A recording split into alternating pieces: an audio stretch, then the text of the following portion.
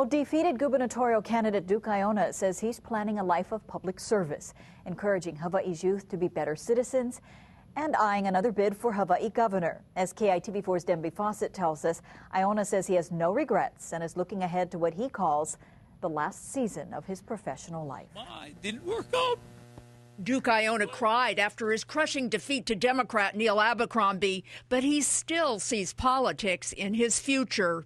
I will keep my option open to running for governor again in 2014. That's the only office that I am interested in running for.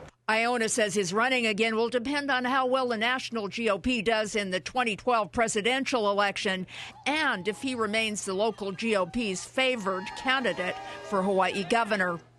Probably one of the bigger factors is going to be to see how this administration, the administration that was just elected, how well they're doing. Aiona says he'll be an active watchdog on Facebook and Twitter to point out flaws he sees in Abercrombie's work. If I have to call a press conference, I'll call press conferences, I'll write editorials, I'll do all of that stuff. Aiona says he's looking at a job in the private sector he'll announce in about a month, a job, he says, that will keep him in the public eye. Well, I got to work. I got 2 kids in college right now.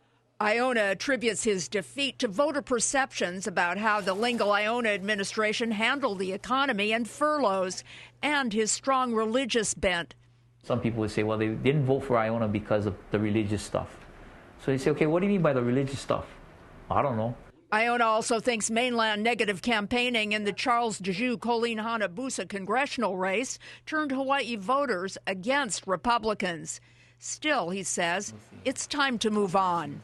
I have no regrets in this campaign or what I did for the last 8 years. Not one. Aiona also had a piece of advice for Neil Abercrombie. Aiona warned the governor-elect to resist the temptation of raiding the state's special funds. Last week, Abercrombie said he planned to release $24 million from the state's rainy day fund to help 42 social service agencies. Aiona says once you start raiding from the funds, it's difficult to stop. Paula? All right, Denby, thanks for that interview.